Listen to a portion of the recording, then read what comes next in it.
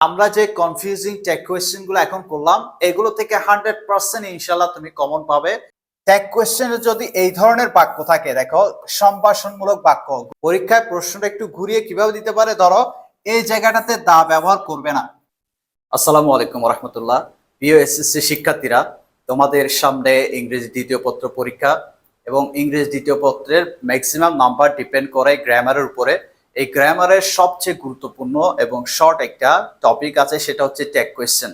আজকে আমরা এই ক্লাসে ট্যাগ কোয়েশ্চেনের এ টু জেড, অর্থাৎ যত ধরনের কনফিউজিং ট্যাগ কোয়েশ্চেন রয়েছে এই ক্লাসে আমরা সমাধান করব। তোমরা ট্যাগ কোয়েশ্চেনে 5-এ 5 পাওয়ার জন্য এই ক্লাসটি মনোযোগ সহকারে দেখবে। অর্থাৎ এই ক্লাসটার মাধ্যমে আমরা পুরো কমপ্লিট যত ধরনের কনফিউজিং ট্যাগ কোয়েশ্চেন রয়েছে সবগুলো সমাধান করব। বেশি সময় নিব না, আমরা টু দা পয়েন্টে কাজটা করব। তোমরা মনোযোগ সহকারে দেখো। ওকে, প্রথমে ট্যাগ কোয়েশ্চেন করতে প্রথমে তোমাকে 3টা কাজ সবসময় মাথায় রাখবে। তোমাকে 3টা কাজ করতে হবে। ট্যাগ কোয়েশ্চেন বলতে তোমাকে একটা বাক্য দিবে, বাক্যের পরে তোমাকে ছোট একটা ট্যাগ দিবে, গ্যাপ দিবে, সেখানে তোমাকে ছোট প্রশ্ন তৈরি করতে হবে। ওকে, আর প্রশ্ন তৈরি করতে আমাদের সবসময় কি করতে হয়, অক্সিলারি ভার্বটাকে সেন্টেন্সের শুরুতে আনতে হয়। তো ট্যাগ কোয়েশ্চেন করতে তোমার 3টা কাজ করতে হবে। 3টা কাজ কি কি দেখো। প্রথমে তোমাকে অক্সিলারি ভার্ব বসাতে হবে ট্যাগে, অর্থাৎ এই গ্যাপটাতে প্রথমে তোমাকে কি বসাতে হবে, অক্সিলারি ভার্ব বসাতে হবে। প্রথম কাজ তোমার কি বসাতে হবে, অক্সিলারি ভার্ব। তারপরে বাক্যটা যদি অ্যাফার্মেটিভ হয়, যদি হা বোধক হয়, তোমাকে না বোধক করতে হবে। অর্থাৎ বাক্যে যদি নট থাকে তুমি এখানে নট বসাবে না, আর বাক্যে যদি নট না থাকে তখন তোমাকে এখানে নট বসাতে হবে। বোঝা গেছে? অর্থাৎ সেন্টেন্সটাতে যদি নেগেটিভ থাকে তোমাকে ট্যাগে নেগেটিভ করতে হবে না, আর যদি নেগেটিভ না থাকে তখন তোমাকে নেগেটিভ করতে হবে। এরপরে তোমাকে সাবজেক্ট বসাতে হবে প্রোনাউন হিসেবে। অর্থাৎ তুমি যে সাবজেক্টটা বসাবে সেটা প্রোনাউন হবে, অর্থাৎ সাবজেক্টিভ প্রোনাউন। যেমন ধরো হিম, এটাও তো প্রোনাউন, কিন্তু এটা অবজেক্টিভ প্রোনাউন। এটা সাবজেক্টিভ প্রোনাউন হচ্ছে হি। তুমি মি বসাতে পারবে না, অনেকে মি বসায় দেয়, এটা সবসময় হবে আই। তারপরে তুমি দ্যাম বসাতে পারবে না, বসাতে হবে দে। অর্থাৎ তোমাকে যে প্রোনাউনটা বসাবে সেটা সাবজেক্টিভ হতে হবে, অবজেক্টিভ না। ঠিক আছে? তোমাকে প্রথমে কি করতে হবে, অক্সিলারি ভার্ব বসাতে হবে, তারপরে হা বোধক থাকলে না বোধক করবে, না বোধক থাকলে হা বোধক। অর্থাৎ নট না থাকলে নট বসাবে, থাকলে বসাবে না। এরপরে তোমাকে সাবজেক্ট বসাতে হবে কি হিসেবে, প্রোনাউন হিসেবে, এবং প্রোনাউনটা অবশ্যই সাবজেক্টিভ প্রোনাউন, যেটা আমরা সাবজেক্টে ব্যবহার করি। ওকে, এতটুকু বুঝেছো আশা করি। এরপরে দেখো তোমাকে যে বিষয়গুলো মাথায় রাখতে হবে আমি এক কথায় বলে দিচ্ছি। অক্সিলারি ভার্বগুলো তো তোমরা চিনো, দেখো am, is, are, was, were, have, has, had, will, shall, can, could, must, should, ought, dare, need, would. এগুলো হচ্ছে কমপ্লিট অক্সিলারি ভার্ব। আর এই অক্সিলারি ভার্বগুলো যদি না থাকে তখন আমরা কি করি, প্রেজেন্টে ডু ডাজ ব্যবহার করি। ওকে, আর ফার্স্টে ডিড ব্যবহার করি। অর্থাৎ তোমাকে যে যদি কোনো সেন্টেন্সে অক্সিলারি ভার্ব না থাকে তো বাক্যটা প্রেজেন্ট হলে তুমি ডু ডাজ ব্যবহার করবে। অর্থাৎ ভার্বের সাথে যদি অ্যাস যুক্ত থাকে তখন ডাজ, বাকি সবার সাথে ডু, এটা প্রেজেন্টে, আর ফার্স্টে ডিড ব্যবহার করবে। অর্থাৎ তোমাকে প্রথমে অক্সিলারি ভার্বের বিষয়টা মাথা রাখতে হবে। ওকে, এরপর দেখো কিছু সাবজেক্ট রয়েছে, এখানে আন্ডারলাইন করছি আমি কিছু সাবজেক্ট। দেখো everybody, nobody, either, none, everyone, neither of them, each man, most of them, no student, all of them, no one। এইগুলো যদি সাবজেক্টে থাকে, এগুলো যদি সাবজেক্টে থাকে এদের প্রোনাউন কিন্তু দে। এদের প্রোনাউন কি, দে। দেখো এগুলো যদি সাবজেক্টে থাকে এগুলোর ভার্ব হয় সিঙ্গুলার, কিন্তু তুমি যখন ট্যাগ কোয়েশ্চেনে এদের প্রোনাউন দে ব্যবহার করবে তখন ভার্বটা প্লুরাল হয়ে যাবে। যেমন আমি একটা উদাহরণ দিচ্ছি, দেখো এখানে বলছে এভরিবডি নোস ইট, এভরিবডি নোস ইট, এটা ট্যাগ কোয়েশ্চেন কি হবে, দেখো এখানে এস আছে ঠিক কিনা, তো সেই হিসেবে আমার এখানে ডাজ ব্যবহার করার কথা, আমি ডাজ ব্যবহার করলাম। এখানে যুক্তি অনুযায়ী এখানে যেহেতু এস আছে আমি ডাজ ব্যবহার করলাম। ওকে, ডাজ ব্যবহার করলাম। তারপর দেখো এখানে কি নট আছে, নট নাই, আমি নট ব্যবহার করলাম। তারপরে দেখো এভরিবডির প্রোনাউন হবে দে, এভরিবডির প্রোনাউন কি হবে, দে, আমি এখানে দে বসালাম। এখন আমাকে বলো তো দেটা তো প্লুরাল, দে দিয়ে অনেকজনকে বোঝাচ্ছে, এখন দের সাথে কি কি ডাস হবে, কখনো কখনো দের সাথে ডাস হবে না, তো এখানে আমাদের কি হবে, ডু হবে। এখানে কি হবে, ডু হবে। তাহলে আমরা এখানে ডু নট দে বা ডোন্ট দে ইউজ করতে হবে। কি ইউজ করতে হবে, ডোন্ট দে। এটা বুঝছো কিনা দেখো। অর্থাৎ এখানে তো ডাস ব্যবহার করার কথা, কিন্তু আমরা তো এভরিবডিকে প্রোনাউন হিসেবে রাখছি না। এভরিবডি প্রোনাউন কি? দে। এর জন্য এটা কি করলাম? দে অনুযায়ী আমার ভার্বটা বসালাম এখানে ডু। অর্থাৎ প্লুরালের সাথে ডু হবে, তার সাথে সিঙ্গুলার হলে ডাস হবে। বুঝতে পারছো? তারপর দেখো everyone is nostalgic in life. তো এখানে দেখো অক্সিলারি ভার্ব কি আছে? ইজ। ওকে, তো আমি ইজ বসালাম, এখানে নট নাই, আমি নট বসালাম। তারপরে এভরিওয়ানের প্রোনাউন কি? দে। সো তুমি আমাকে এখন বলো দের সাথে কি কখনো ইজ হয়? তাহলে কি হবে এখানে? আর নট বা আরেন্ট দে, আরেন্ট দে। অর্থাৎ তোমাকে যখন এই সাবজেক্ট গুলো দিয়ে তোমাকে কোনো বাক্য দিবে, everybody, nobody, either, none, everyone, neither, each man, most of them, no student, all of them, no one, এই সাবজেক্ট গুলো যখন দিবে তখন তোমার প্রোনাউন কি ব্যবহার করতে হবে? দে, ট্যাগ কোয়েশ্চেনে। সো দে ব্যবহার যখন করবে ভার্বটাও কিন্তু প্লুরাল হয়ে যাবে। আশা করি বুঝতে পেরেছো। যেমন এখানে ইজ ছিল, এখানে ভার্বটা আর হয়ে গেছে। এই অংশটা বুঝেছো তো? ওকে, এর পরের অংশে দেখো, এর পরের অংশে নিচে আন্ডারলাইনকৃত শব্দগুলো যখন সেন্টেন্সে থাকবে তখন তোমাকে নেগেটিভ করতে হবে না। অর্থাৎ আমরা তো সাধারণত নট দেখলে চিনি যে এটা নেগেটিভ, বা নেইবার দেখলেও চিনি যে এটা নেগেটিভ, কিন্তু কিছু শব্দ আছে যেগুলো নেগেটিভ অর্থ প্রকাশ করে, সেগুলো দেখো একটু। যেমন নাথিং, যদি সেন্টেন্সে নাথিং থাকে তোমাকে আর নট ব্যবহার করতে হবে না। তারপরে দেখো নোবডি, ফিউ, আফিউ না, আফিউ থাকলে সেখানে কিন্তু আবার এটা আমরা নেগেটিভ হিসেবে ধরবো না, ঠিক আছে? ফিউ। তারপরে লিটল, লিটল মানে সামান্য বোঝাচ্ছে, আবার ছোট হলে না, লিটল মানে সামান্য। দেখো এখানে বলছে there is little water in the glass, মানে গ্লাসে সামান্য পানি আছে। সামান্য বুঝালে এটা নেগেটিভ অর্থ প্রকাশ করবে। আর যদি বলে I have a little, I have a little something, তোমার যদি ছোট কিছু থাকে সেই ক্ষেত্রে কিন্তু এটা নেগেটিভ নয়, এটা ছোট হিসেবে ধরেছে, ঠিক আছে? আর এই লিটল হচ্ছে সামান্য, তো এটা নেগেটিভ শব্দ। তারপরে দেখো নান, নানটাও নেগেটিভ শব্দ। হার্ডলি নেগেটিভ শব্দ। সেলডম, নেইদার, স্কার্সলি, রিয়ারলি, আরেকটা হচ্ছে বিয়ারলি। ওকে, এই নেগেটিভ শব্দগুলো যদি থাকে তোমাকে নট ব্যবহার করতে হবে না। যেমন আমরা এখান থেকে দু একটা করি, নাথিংটা দিয়ে করি। দেখো এখানে অক্সিলারি ভার্ব কি আছে? ওয়াজ, আমরা ওয়াজ বসালাম। এখানে নেগেটিভ নট বসাবো না, কারণ নাথিংটা নেগেটিভ শব্দ। ওকে, আর নাথিং, সামথিং, এনিথিং, এগুলো প্রোনাউন হচ্ছে ইট। নাথিং, সামথিং, এনিথিং, থিং যুক্ত প্রোনাউন হচ্ছে ইট। So was it. নট কেন বসাই নাই? কারণ এখানে নাথিং দিয়ে নেগেটিভ অর্থ প্রকাশ করছে। তারপর দেখো নোবডি উইল বাই ইট, কেউ এটা কিনবে না। সো আমি এখানে অক্সিলারি ভার্ব কি আছে? অক্সিলারি ভার্ব কি আছে দেখো? উইল, উইল বসালাম। নট বসাবো না, কারণ নোবডি দিয়ে নেগেটিভ অর্থ প্রকাশ করছে, নট বসাবো না। তারপরে নোবডির প্রোনাউন কি? দেই। ওকে, আশা করি বুঝতে পেরেছো। এরপর দেখো there is little water in the glass, এখানে আমার অক্সিলারি ভার্ব আছে ইজ, ইজ বসাবো। নট বসাবো না, কারণ লিটলটা সামান্য বোঝাচ্ছে, এটা নেগেটিভ অর্থ প্রকাশ করছে, এখানে নট বসাবো না। তারপরে দেয়ার এর প্রোনাউন কিন্তু দেয়ার, ইজ দেয়ার। ওকে, বোঝা গেছে? এটা হচ্ছে নেগেটিভের ফাংশনটা। আর প্রথমে আমরা কি করলাম? সাবজেক্টের ফাংশনটা, এরপরে নেগেটিভের ফাংশনটা আমরা করলাম। এরপর দেখো এগুলো কিন্তু আমরা বেসিক গুলো করতেছি, আমরা কনফিউজিং গুলো একটু পরে এটা সমাধান করব ইনশাল্লাহ। এরপর দেখো দা এর পরে যদি অ্যাডজেক্টিভ থাকে, দেখো the rich, the poor, the virtuous, the brave, the successful, the idle, the great, the unfed. Unfed মানে অভুক্তদেরকে বোঝাচ্ছে। দা এর পরে যদি অ্যাডজেক্টিভ থাকে এটা মূলত নাউন অর্থে প্রকাশ করতেছে, এটা একটা জাতিকে বোঝাচ্ছে। দা রিচ মানে সকল ধনীদেরকে, দা পুয়ার মানে সকল গরিবদেরকে বোঝাচ্ছে। এই দা রিচ, দা পুয়ার, এগুলো প্রোনাউন কিন্তু দেই, এদের প্রোনাউন কি? দে। আমরা একটা করি, they the rich are not always happy. তো এখানে অক্সিলারি ভার্ব কি আছে? আর, আর বসালাম। এখানে নট যেহেতু আছে আমি নট বসাবো না। আর দ্য রিচ এর প্রোনাউন কি? দে, আর দে। ঠিক তেমনি the poor R not always dishonest, তো এখানে অক্সিলারি ভার্ব কি আছে? অক্সিলারি ভার্ব কি আছে? আর।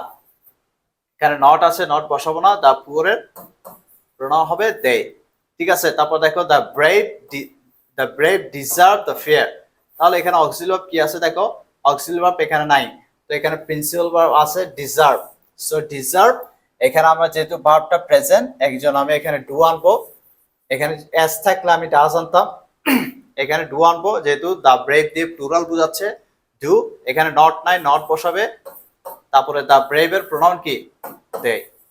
অর্থাৎ আমি বুঝাতে যাচ্ছি দায়ের পরে যখন অ্যাডজেক্টিভ থাকবে তখন সেটা নাউনকে বুঝায় এবং এটা একটা জাতিকে বুঝায়, এজন্য এদের প্রোনাউন হবে they. The ideal, the great, the unfed, এদের সবগুলোর প্রোনাউন কি হবে? দে হবে। এরপর দেখো ইম্পারেটিভ বাক্য। আমরা জানি অ্যাসার্টিভ বাক্য সাধারণত শুরু হয় কি দিয়ে? সাবজেক্ট দিয়ে।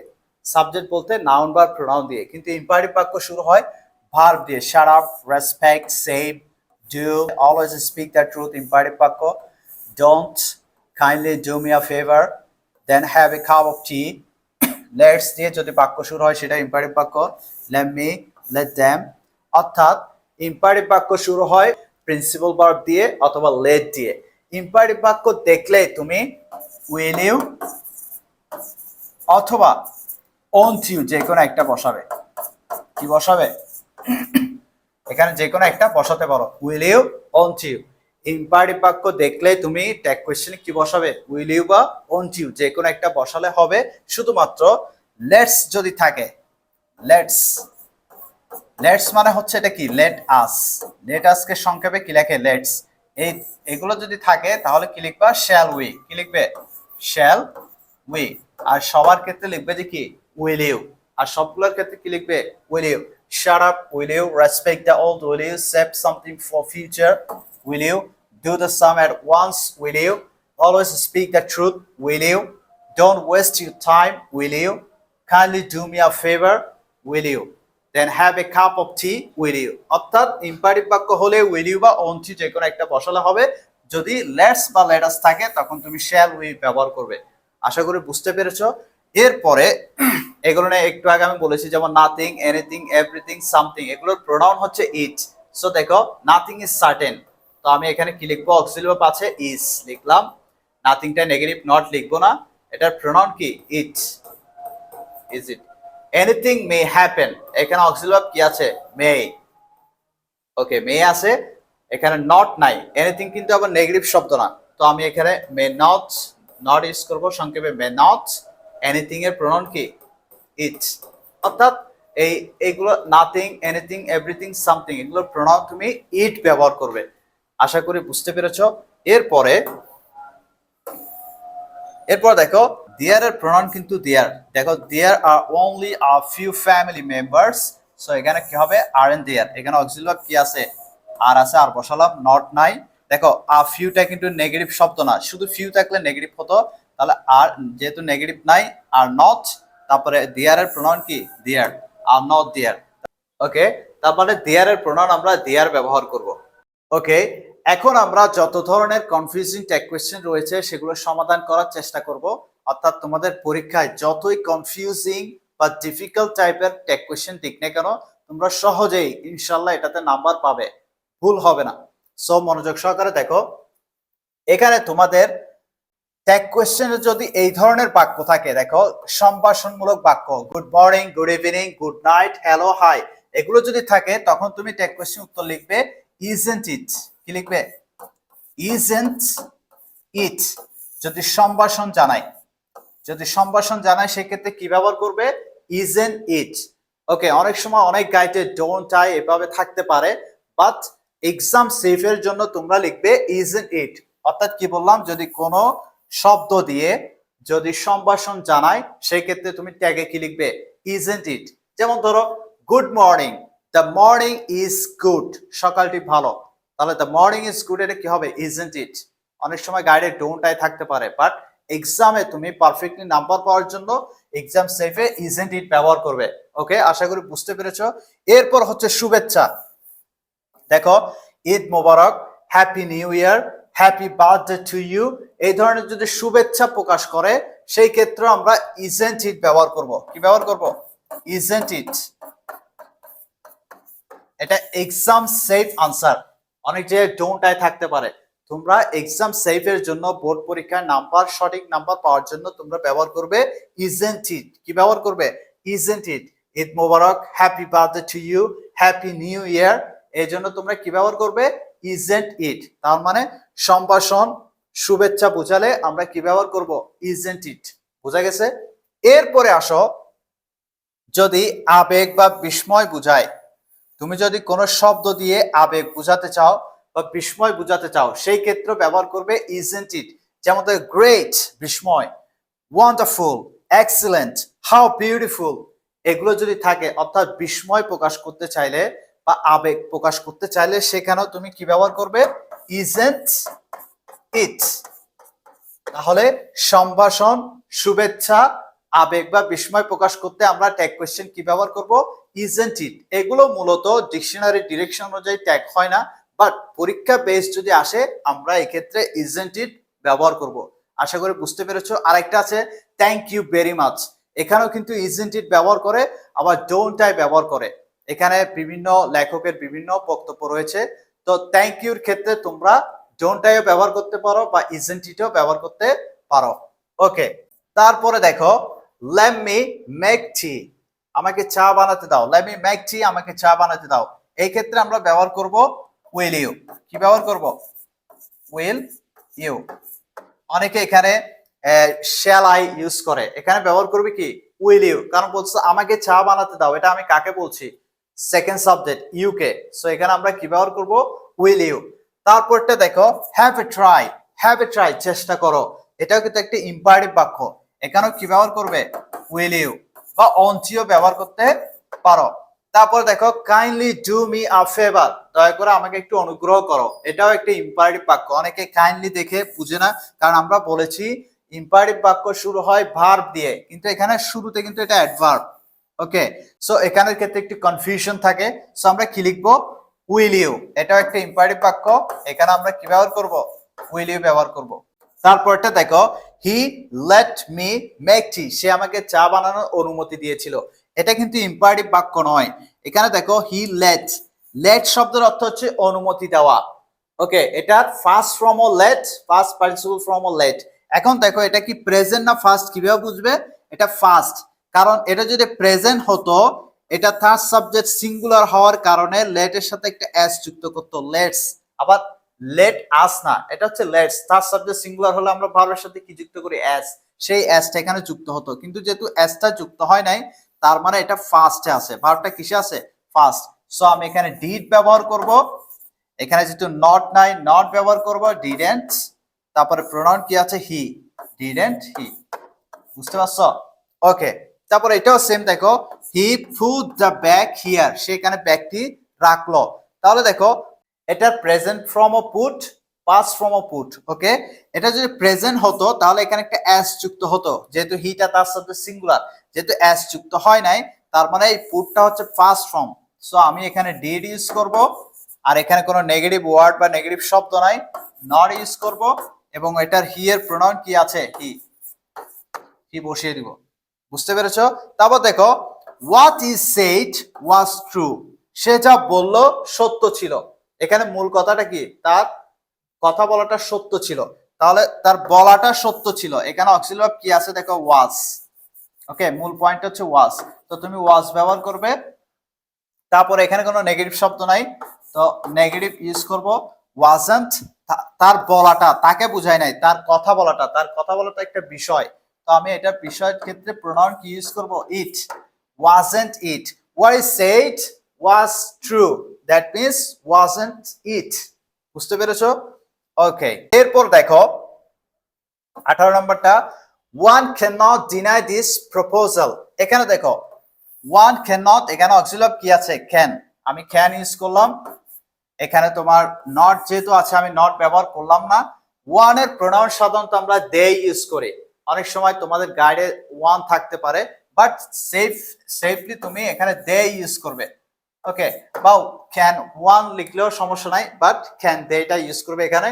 One can not deny this proposal, one বলতে যেহেতু স্পেসিফিক কাউকে বোঝাচ্ছে না, এই জন্য আমরা এখানে দে ইউজ করতে পারি। ওকে, ক্যান দে, অথবা তুমি ক্যান ওয়ান ইউজ করতে পারো, বাট এক্সাম সেফের জন্য তুমি ক্যান দে ব্যবহার করবে। তারপরে 19 নাম্বার দেখো, এরপরে 19 নাম্বারটা দেখো, he as well as his parents visited Dhaka, সে এবং তার পিতামাতাও কোথায় ভ্রমণ করলো, ঢাকায় ভ্রমণ করলো। এখানে দেখো যদি অ্যাজ ওয়েল অ্যাজ থাকে, যদি সেন্টেন্সে অ্যাজ ওয়েল অ্যাজ থাকে তাহলে তুমি ট্যাগের সাবজেক্ট হিসেবে কোনটা ধরবে, হি কে ধরবে, বুঝেছো? অ্যাজ ওয়েল এজ এর পরে এটা হচ্ছে অতিরিক্ত অংশ, তুমি সাবজেক্ট হিসেবে কোনটাকে ধরবে, হি কে ধরবে। যদি কোনো সেন্টেন্সে হি সাবজেক্টের পরে অ্যাজ ওয়েল এজ থাকে তখন তুমি ট্যাগে কোন সাবজেক্টটা ধরবে, অ্যাজ ওয়েল এজ এর আগের সাবজেক্টটাকে তোমাকে ধরতে হবে, অ্যাজ ওয়েল এজ এর পরেরটা হচ্ছে এক্সট্রা অংশ। ওকে, তাহলে এখানে আমাদের ট্যাগ কোয়েশ্চেন কি হবে, ভিজিটেড, এটা ফার্স্ট ফর্মে আছে, আমি ডিড ইউজ করব। তারপর এখানে কোনো নেগেটিভ ওয়ার্ড বা নেগেটিভ শব্দ নাই, আমি ডিড নট ইউজ করব। তারপরে প্রোনাউন কি আছে এখানে, হি, হিজ প্যারেন্টস নাই, হি, ডিডন্ট হি, বুঝা গেছে? ওকে, এরপরটা দেখো, হি along with his friends will pay a visit to Dhaka, এখানেও সেম, along with যদি থাকে, as well as, along with এগুলো যদি থাকে তখন আমরা কোনটাকে ধরবো, সাবজেক্ট হি কে ধরবো, বুঝা গেছে? তাহলে এখানে আমাদের অক্সিলারি ভার্ব কি আছে, উইল। তারপর এখানে কোনো নেগেটিভ ওয়ার্ড বা নট নাই, আমি উইল নট ইউজ করব, উইল নট ইউজ করব। তারপরে সাবজেক্ট আছে হি, প্রোনাউন হিসেবে আমি হি বসিয়ে দিব। ওকে, তাহলে এখানে মূল পয়েন্টটা হচ্ছে as well as, along with এগুলো থাকলে এর পূর্বের সাবজেক্টকে আমরা ট্যাগ করব, বুঝা গেছে? পূর্বের সাবজেক্টটা আমরা ট্যাগ কোয়েশ্চেনে ব্যবহার করব। তারপর দেখো 21 নাম্বার, এটা কিন্তু বিভিন্নভাবে আসে পরীক্ষাতে। এখানে দেখো দ্য ফাদার থাকতে পারে, দ্য মাদার থাকতে পারে, দ্য ব্রাদার থাকতে পারে। তো আমরা অনেক সময় দ্য ফাদার, মাদার, ব্রাদার এগুলোকে হয়তো ব্যক্তিকে মনে করি, কিন্তু এগুলো ব্যক্তি নয়। দেখো এখানে ভার্বটা কি আছে, রাইজের ফার্স্ট ফর্ম রোজ, রোজ মানে উদয় হয়েছিল, রোজ মানে উঠা বা উদয় হওয়া। তাহলে যেহেতু এটা ফার্স্ট রাইজের ফার্স্ট ফর্ম রোজ যেহেতু আছে, আমি অক্সিলারি হিসেবে কি ব্যবহার করব, ডিড। যেহেতু এখানে অক্সিলারি ভার্ব নাই তাহলে আমাদের এখানে প্রেজেন্ট হলে ডু ডাস, ফার্স্ট হলে ডিড ব্যবহার করতে হবে। যেহেতু ভার্বটা ফার্স্টে আছে আমি ডিড ব্যবহার করলাম। ওকে, এতটুকু বুঝছো? এখন এখানে কিন্তু কোনো নেগেটিভ ওয়ার্ড বা নেগেটিভ শব্দ নাই, আমি ডিডেন্ট ইউজ করলাম। ওকে, এরপরে আমাকে প্রোনাউন ইউজ করতে হবে, the father, the mother, the brother এগুলো যদি থাকে আমরা ইট ব্যবহার করব। কি ব্যবহার করব, ইট। কেন, দ্য ফাদার দিয়ে বোঝাচ্ছে পিতৃত্ব, মানে তার মধ্যে পিতৃত্ব জেগে উঠলো, পিতৃত্ব একটা বিষয়, তো বিষয়ের প্রোনাউন হবে ইট। দ্য মাদার দ্যাট মিনস মাতৃত্ব, মাতৃত্বর প্রোনাউন কি, ইট। তারপরে দ্য ব্রাদার ভ্রাতৃত্ব। সো এটা একটা বিষয়, এটা কোনো ব্যক্তিকে বোঝাচ্ছে না, ব্যক্তির মধ্যে তার একটা ব্যক্তিত্বকে বোঝাচ্ছে। সেই ক্ষেত্রে আমরা এখানে কি ব্যবহার করব, প্রোনাউন হিসেবে ইট ব্যবহার করব। আশা করি বুঝতে পেরেছো। তাহলে the father, the mother, the brother এগুলো থাকলে আমরা প্রোনাউন হিসেবে কি ব্যবহার করব, ইট ব্যবহার করব। ওকে, এবার 22 নম্বর দেখো, the unfed should be fed, অভুক্তদের খাওয়ানো উচিত। তাহলে দেখো আমরা বলেছিলাম শুরুতে, আমরা বেসিক যেগুলো পড়েছি সেখানে বলেছিলাম যে দায়ের পরে অ্যাডজেক্টিভ থাকলে সেটাকে নাউন হিসেবে ধরবো, কারণ এটা একটা জাতিকে বোঝায়। তাহলে এখানে আমার অক্সিলারি ভার্ব কি আছে, শুড। তারপর এখানে কোনো কিন্তু নট নাই, শুডন্ট ইউজ করব। তারপরে দ্য ফেড, এটার প্রোনাউন হবে দে, কারণ এটা একটা জাতিকে বোঝাচ্ছে। দ্য আনফেড অভুক্তদেরকে, অনেককে বোঝাচ্ছে এখানে। ওকে, আশা করি বুঝতে পেরেছো। এরপর 23 নম্বর দেখো, the water of most of the rivers has been polluted। তাহলে এখানে প্রথমে আমরা অক্সিলারি ভার্ব বের করি, অক্সিলারি ভার্ব হচ্ছে হ্যাজ, হ্যাজটা লিখো আগে, লিখলাম। তারপর এখানে কিন্তু কোনো নেগেটিভ ওয়ার্ড বা নেগেটিভ শব্দ নাই, আমরা নট বসাবো। এখন এই যে এই ধরনের যদি আমাদের ফ্রেজাল সাবজেক্ট থাকে, অর্থাৎ সাবজেক্টটা অনেক বড়, প্রেপোজিশন দিয়ে দিয়ে তোমার এখানে সাবজেক্ট বাড়ালো ধরো, তখন আমরা কি করব, সব সময় আগের অংশটাকেই তুমি সাবজেক্ট হিসেবে ধরবে। এখানে দ্য ওয়াটারটা হচ্ছে কি আমাদের subject, the water of most of the rivers, অধিকাংশ নদীর পানি। তাহলে এখানে আমরা ওয়াটারের জন্য প্রোনাউন কি ইউজ করব, ইট। ওকে, আমরা প্রায় শেষের দিকে চলে এসেছি। দেখো 24 নম্বর, I think he is right. তারপরে কি বলেছে, we hope that nobody will deviate from the right path. তাহলে এগুলোর ট্যাগ কি হবে, দেখো যেগুলো কমপ্লেক্স সেন্টেন্স রিলেটিভ প্রোনাউন থাকে, যেমন we hope that. Okay, that এর পরে যেটা থাকে সেটাকে বলা হয় সাবঅর্ডিনেট ক্লজ, মানে আর দ্যাট এর আগে যেটা থাকে সেটা হচ্ছে মেইন ক্লজ। মেইন ক্লজ মানে মেইন ভার্ব, আর দ্যাট এর পরে যেটা থাকবে সেটা হচ্ছে সাবঅর্ডিনেট ক্লজ। মানে আমরা সব সময় এই ক্ষেত্রে ট্যাগ কোয়েশ্চেনে আমরা মেইন ক্লজ দিয়ে ট্যাগ করব। যেমন আই থিংক, এখানে আমরা লিখবো ডোন্ট আই, ডোন্ট আই। এখানে থিংক যেহেতু ভার্ব, এখানে তোমার থিংক যেহেতু প্রেজেন্ট, এর জন্য আমরা ডু ইউজ করছি, নট নাই নট ইউজ করলাম, আই প্রোনাউন আইটা ব্যবহার করলাম। এরপরে উই হোপ, এটাও সেম, উই হোপ, হোপ যেহেতু প্রেজেন্ট আমরা ডু ইউজ করব। এখানে যেহেতু নেগেটিভ কোনো কিছু নাই আমরা ডোন্ট ইউজ করব। তারপরে we, pronoun we, don't we. অর্থাৎ আমরা মেইন ক্লজ দিয়ে, মেইন ভার্ব দিয়ে ট্যাগ কোয়েশ্চেনটা করব যদি তোমাদের পরীক্ষা এভাবে আসে। তারপরে দেখো the headmaster and the secretary went there. Headmaster এবং সেক্রেটারি সেখানে গেল, এটা ট্যাগ কোয়েশ্চেন কি করব দেখো। এখানে ভার্ব হচ্ছে ওয়েন্ট, গেল, গো এর ফার্স্ট ফর্ম ওয়েন, তো তুমি এখানে ডিড ব্যবহার করো। ওকে, তারপর এখানে কিন্তু নেগেটিভ কোনো শব্দ বা নেগেটিভ ওয়ার্ড নাই, তুমি ডিডন্ট ইউজ করো, ডিড নট, সংক্ষেপে আমরা ডিডন্ট ইউজ করব। তারপরে এখানে সাবজেক্ট লিখবা দে, কারণ এখানে দুইজন ব্যক্তি। কয়জন ব্যক্তি? The headmaster and the secretary, দুইজন ব্যক্তি, এর জন্য আমাদের প্রোনাউন কি হবে? দে। ওকে, এখন এই প্রশ্নটা কিন্তু একটু ঘুরিয়ে দিতে পারে পরীক্ষায়। প্রশ্নটা একটু ঘুরিয়ে কিভাবে দিতে পারে, ধরো এই জায়গাটাতে দা ব্যবহার করবে না, এই জায়গাটাতে যদি দা ব্যবহার না করে তাহলে মনে করবা দ্য হেডমাস্টার এবং সেক্রেটারি একই ব্যক্তি। আর যদি দুইটা পদবীর ক্ষেত্রে দুইটা দা ব্যবহার করে তাহলে মনে করবা দুইজন আলাদা ব্যক্তি। যদি তোমাদের পরীক্ষাতে এখানে শুরুর পদবীতে দা দেয় এবং এর পরের পদবীতে যদি দা ইউজ না করে, দা না দেয়, তখন তুমি এখানে হি ইউজ করবে। অর্থাৎ আমি আবার বলছি, দেখো যদি দুইটা পদবীর শুরুতেই যদি দা থাকে তখন ব্যক্তি দুইজন, আর যদি শুধু একটা মাত্র পদবীতে দা থাকে, অন্য পদবীতে দা না থাকে, তাহলে ব্যক্তি একজন। একজন হলে হি ইউজ করবে, আর যদি দুইটা পদবীতে দা থাকে তখন দে ইউজ করবে। আশা করি বুঝতে পেরেছো। এরপর দেখো তোমাদের অনেক সময় দুইটা বাক্য দিতে পারে ট্যাগ কোয়েশ্চেনে। যেমন এখানে দেখো our exam is over, examination is over, everyone is free now, এখন সবাই স্বাধীন, সবাই মুক্ত। তাহলে দেখো এখানে দুইটা বাক্য ফুল স্টপ ইউজ করেছে এখানে। সো সব সময় পরের অংশটা দিয়ে, ফুল স্টপের পরের অংশ দিয়ে তোমাকে ট্যাগ কোয়েশ্চেন করতে হবে, এই অংশটা দিয়ে। এভরিবডি ইজ ফ্রি নাও, তাহলে দেখো আমার এখানে অক্সিলারি ভার্ব কি আছে? ইজ, কিন্তু আমি এখানে বসাবো আর। কেন সেটা আমরা শুরুতে পড়ছিলাম না, এখানে নট নাই, নট বসাবো। আর এভরিবডির প্রোনাউন কি? দে, এই জন্যই আমাদের আর বসাতে হয়েছে এখানে। বুঝতে পারছো? এখানে ইজ আছে, আমি ইজ বসা নাই, কারণ আমি এভরিবডির প্রোনাউন যেহেতু দে বসাবো, আর দে সাথে আর ইজ হয় না, এই জন্য এখানে যে সাবজেক্টটা থাকবে এই অনুযায়ী আমাকে অক্সিলারি ভার্ব ব্যবহার করতে হবে আর। তো আমি আর বসালাম, আরেন্ট দে। এটা বুঝতে পারছো তো? অর্থাৎ ট্যাগ কোয়েশ্চেন করবা কোনটা দিয়ে?